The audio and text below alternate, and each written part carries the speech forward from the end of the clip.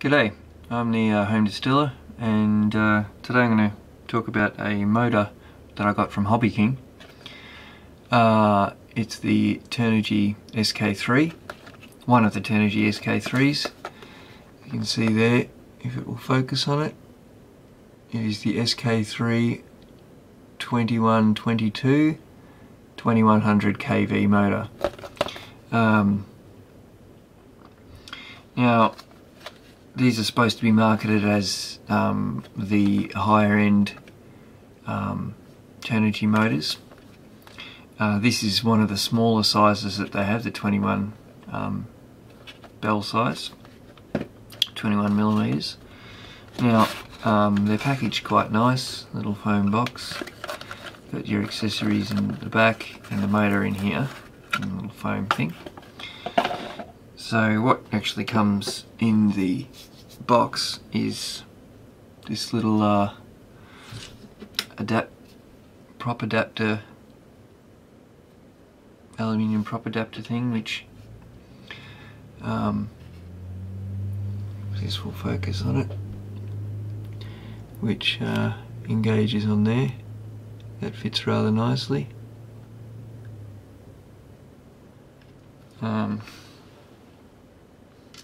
Some soft tapping mounting screws to mount the rear mount to your firewall or whatever. The two screws to mounting to the back of the motor.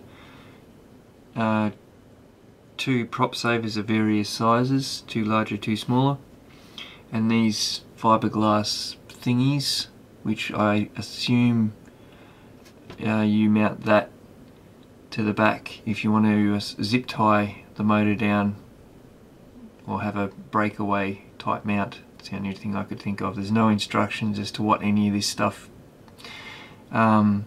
is for or how to set these guys up, which is one of the problems that I'm about to get to. Now, the motor itself, you can see, has a integral prop adapter on it. So you can see on there that it has two screws that poke out either side. Now, I've used these type before, integral ones, and they always break before the prop and before the rubber. The screws break off. And also on these ones, due to how, if it will focus on that, here we go, due to the tiny little gap between the bell and the end of the screw, it's almost impossible to get the rubber, like I'm afraid I'm going to break this rubber, to get the rubber underneath. You maybe pull it through on the side, but then you risk, like, it's so tight that it's going to damage the rubber band, and I wouldn't trust that rubber band anymore. So they're crap. And due to the fact that it was so hard to get the rubber band underneath, I thought, well, maybe you have to remove the screws. Not realising that they're what I think is actually super glue, because it's a white, or it's a clear Loctite of some description that they've used on it. So I sheared one of the screws off. I bought 4 of these motors, and I sheared one of these screws clean off. Luckily it only broke halfway through, so I could get a pair of pliers on it to remove what was left. Due to the pictures on Hobby King, I thought that the shaft, or the next size up motor and all the other motors in this series, have a shaft that can be pushed through to give you a standard forward shaft. These do not. Normally there's a little 2mm nut, one of these little nylock nuts that's normally on the bottom to hold the shaft in, and I've already removed that, so we'll pull the bell off. The windings aren't too bad. Yeah, not the best, but not too bad. Now, in order to get these screws out, what I had to do was got my little handy dandy butane torch, lit it, and just sat it down and warmed the ends of the screws until I saw the Loctite bubbling. It didn't actually require that much to soften it. These have already been removed. And then unscrew the screws and remove them.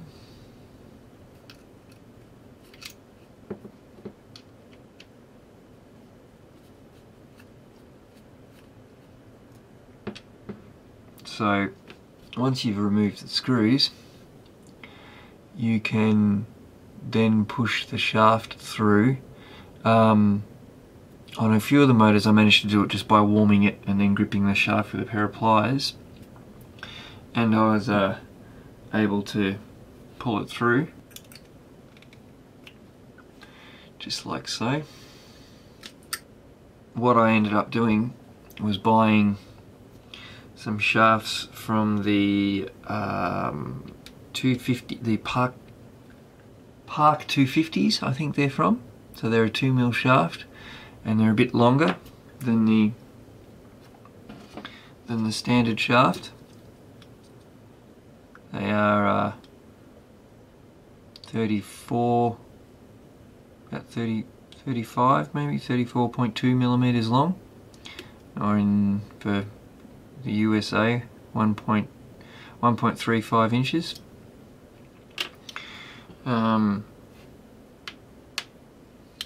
And the original shafts are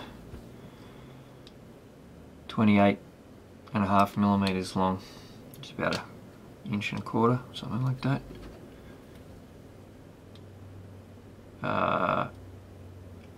1.12 inches.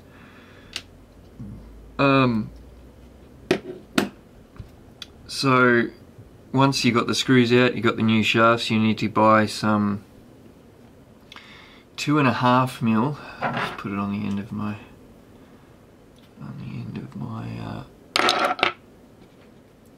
Allen key. You'll need some 2.5mm grub screws.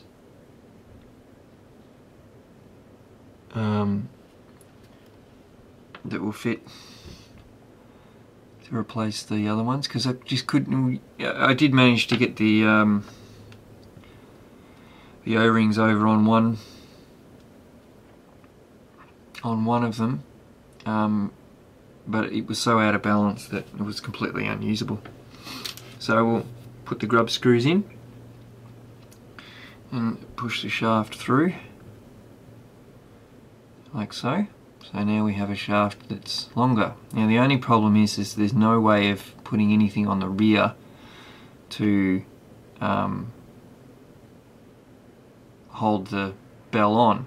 But I've been running these with a 5x3 prop and I did some testing with 4-cell kind of voltages, and the bell moves up, but it moves up by a couple of millimeters, and that's about it. In fact, what we can do is I can show you, so we'll cut away to that.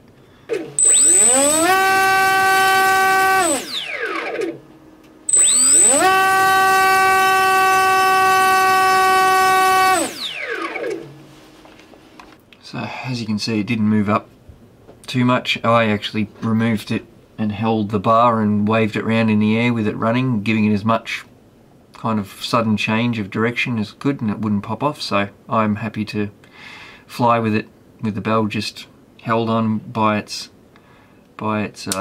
magnetism, which is quite a lot. I'd say it's good couple of kgs of a kilo or so of force, I reckon. So I can't really see it flying off mid-flight. Not only that, the induction inside will actually help hold it on as well. So you can probably get shafting a lot cheaper on eBay. These are 70 cents each. I think I bought about 10 lengths that were about, I can't even remember the exact length, but a lot longer than this, for about $3 or $4. So buy some new shafting off eBay, get your Dremel out, do some dremeling, just chuck it up in a cordless drill, spin it up and run the Dremel on the side, and that way you'll get a nice even cut to cut the shafts to length. And it's also quite hard, so you don't want to do it with a hacksaw or anything like that. Now we have a shaft that's longer. We need to attach a prop to it somehow. These are the Gem Fam 50-30s, 5x3s. Now I bought some colleted prop adapters and found that they were so inaccurate with the hole that had been drilled in it that they wobbled all over the joint. I wasn't very happy with them. But I had some of these prop savers. Now they have a 4mm shaft. They're designed to have screws out the side to put a rubber band over the prop.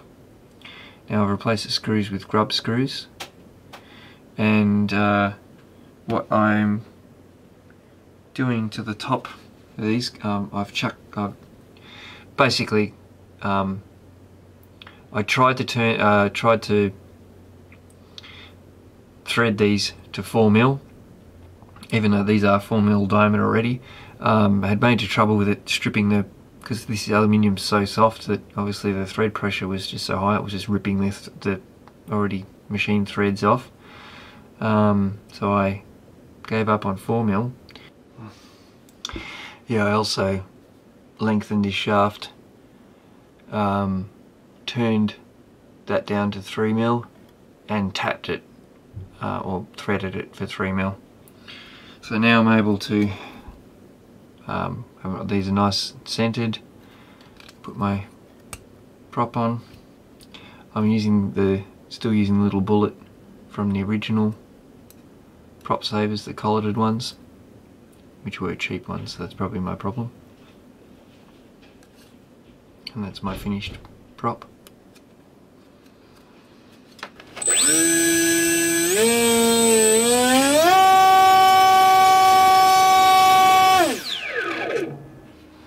So the battery that I used to do the testing, which the motor at full throttle with a 3S setup was pulling 10 amp, which is actually more than it's rated for. The motor's rated at 7 amp, I think, from memory. But I would think that that's actually a little bit underrated. And also for a quad, you're not going to be running full throttle for very long anyway, especially the amount of thrust these things seem to produce quite a lot. Only problem I think is they're not going to be very quick on the throttle response, but they should be fine. So that was the battery I used for the testing. So it was also a very high discharge rate compared to what it would have been, I would say, for a standard battery. Although on the quad itself I plan on using these Nanotech 1.3 amp hour batteries, and they've got a 45 to 90 C discharge. So I would say they'd be fairly close discharge rates due to the much larger capacity of that battery. I'd say this may even be a bit higher than that. But so in conclusion, are these motors any good? I would say if you're willing to modify the shaft, yes, they're very good. They seem to be very powerful. The balance seems to be okay, not the best, but okay.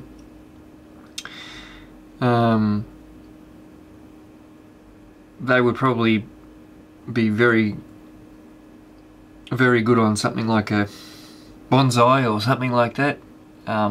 They would probably absolutely scream. But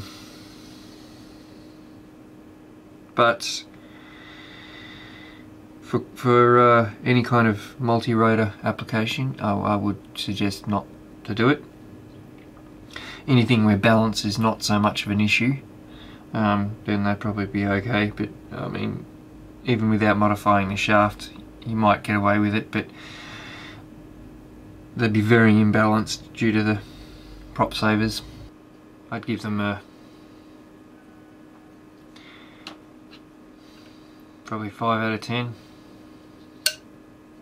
Build quality is quite good, it's just poor design.